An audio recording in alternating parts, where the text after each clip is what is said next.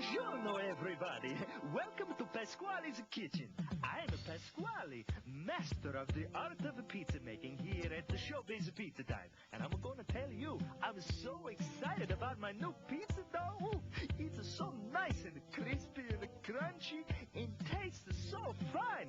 Today I'm going to show you the simple steps in preparing it. It's going to make your job easier and help you be more organized and ready for those busy times when it gets so wild and crazy in our kitchen, huh?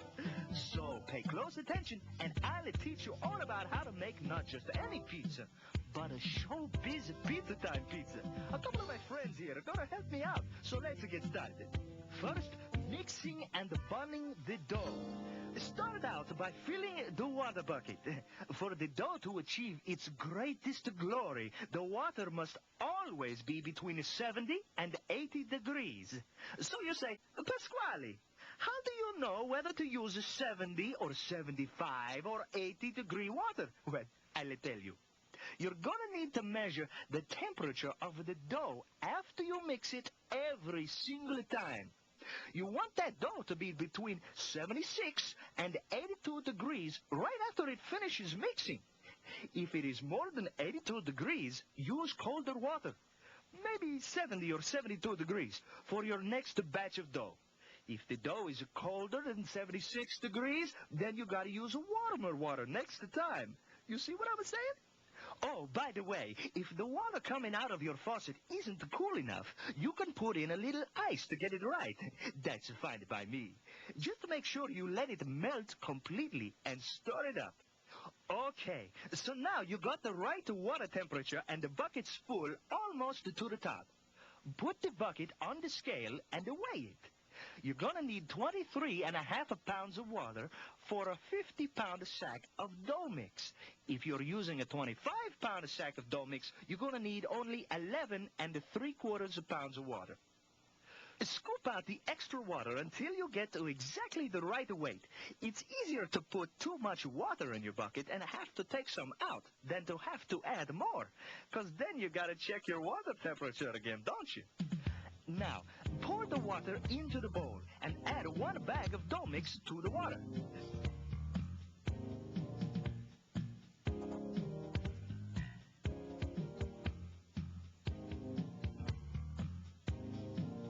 Place the dough hook on the mixer and raise the bowl up.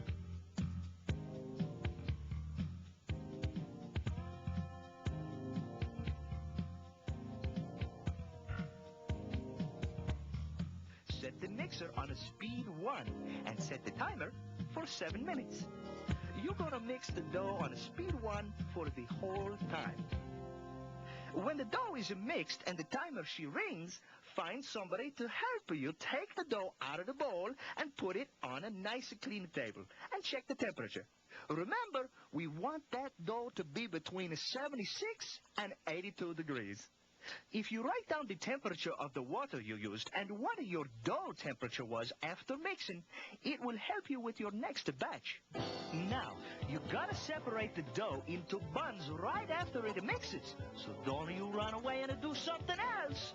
You only got about 30 minutes to bun up the whole batch of a dough and get it into the refrigerator. So get to work and make those little dough balls. Be sure to work that dough into nice round buns and seal the bottom real good. If the dough is getting a little dry while you're working with it, put a plastic bag over it to keep it moist. Put the different sized buns in clean dough trays with 8 large buns per tray, 10 medium buns per tray, 15 small buns per tray, and 20 individuals or calzones per tray. Oh, by the way, you know what calzone means in Italian? It's a neat little story. Maybe I'll tell you later. When you finish loading up the trays, brush every little dough bun completely with oil, covering the whole bun. Be very careful to oil the sides of the bun where it touches the tray. Make a circle with your brush all around the bun. If you don't oil it good, you're going to end up with a pizza crust that looks like it's been run over by a Ferrari. It's going to have a cracked, dry, ragged edges. After you oil your buns, you're going to label each tray with these fancy colored stickers. Each sticker has a different day of the week right on it. Always label the tray with the next day's sticker, because the dough is only going to be good for 38 hours. That means you can only use it until the closing the next day. Since this is Tuesday, we're going to put a Wednesday sticker on it. On the bottom of the sticker, you need to write the size of the buns: large, medium, small, individual, or calzones, and the time you put the buns in the walk-in refrigerator. Slide the trays into the roll-around cart, and when it's full of trays, or as soon as you finish bunning each batch, roll the cart into the walk-in refrigerator. But don't cover up those buns yet. You gotta let the buns cool down to 42 degrees before you can cover them. Otherwise, your buns are gonna grow too big too fast, and you'll have big problems trying to roll them out round. Check the buns with a thermometer to make sure they are 42 degrees before you cover them. It usually takes about 4 to 6 hours to chill the dough. When they are 42 degrees, cover the whole rack with a big plastic bag and clip it at the bottom so the dough buns don't dry out. The buns must be refrigerated at least 6 hours before you can roll them out and use them. It don't matter how long it takes for them to reach 42 degrees. You always gotta wait 6 hours before you can use them to make our famous Showbiz Pizza Time pizzas. Now you gotta get your cold buns out of the refrigerator, because we're gonna talk about rolling and proofing the pizza crusts. Take the buns from the walk-in and let them warm up in a nice warm spot in the kitchen for at least 20 minutes. If you roll them out when they're cold from the refrigerator, you're gonna get those ragged edges on your crust again. Be sure and keep them covered while they are warming up so they don't get all dried out. After they've warmed up, flatten each bun gently to about half its original thickness. Be sure to keep them round, and don't stack them after you flatten them out. Then, real lightly, flour just the bottom of the bun, and pat off any excess of flour. Drop it onto the top of the dough roller, and measure it to make sure it's the right size. If it's right, it'll be just wide enough to reach the outer ring of the appropriate size screen. Use a large screen for a large bun, and so on. If it isn't the right size, adjust the knobs on the side of the machine until it comes out right. This big knob makes big changes in size. This little knob makes little changes in size. Then run the crust through the lower rollers and check to make sure it comes out the exact size of the screen. If it doesn't, adjust the lower knobs on the machine. If the crusts are not the right size coming out of the roller, you're going to have a lot more trouble and take a lot more time panning those guys. And they don't make a very pretty baked pizza either. After you roll them out, you need to brush the extra flour from the crust. Then place the crust on a screen with the dry side up and shape it into a perfect circle. Now you got to brush the inside edge of the pizza pan with oil and turn the pan upside down over the crust. Flip it over so the crust falls into the pan. The dry side of the crust should always be facing down in the pan.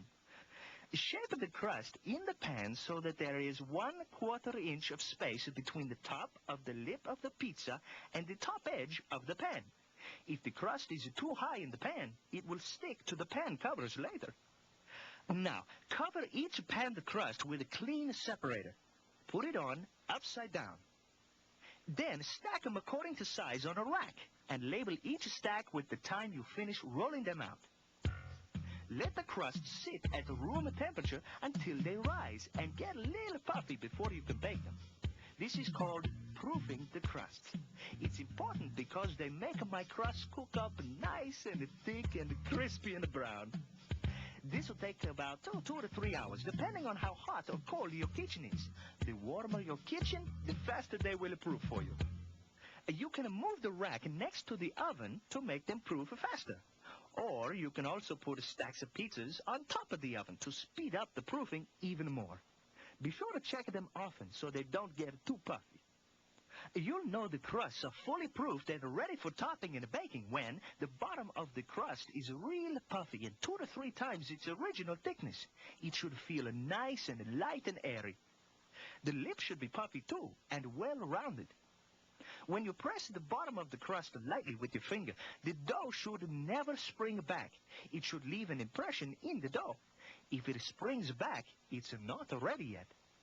The crust should not be dry or crusty. It should be a little moist, but not wet. When the crusts look like this, they can be topped and baked, or they can be refrigerated to stop them from rising any further until you need them later. You can place them in the bottom of the maker table, or a reach-in, or the walk-in refrigerator. Be sure to label each stack of crusts with the time you put them in the refrigerator. The proofed crusts must be used within 8 hours, or else you gotta throw them away. Any rolled, proofed pizza crust left over at the end of the night gotta be thrown out too. They cannot be saved and used the next day. Now, last of all, we're gonna talk about how to top and bake a Showbiz Pizza Time pizza. If you put your proofed crust in the refrigerator, you gotta let them warm up some before you use them, at least 30 minutes. Otherwise, they're not gonna rise or get nice and brown in the oven. When they do warm up, top them with a heaping ladle of pizza sauce. Spread it real good so the whole crust is covered with my delicious sauce.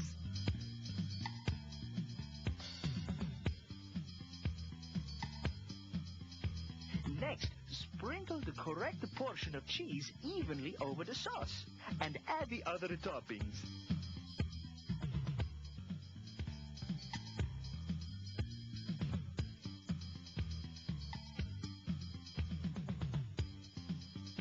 And don't center load that pizza. Center loading is putting too many of the toppings in the very center of the pizza.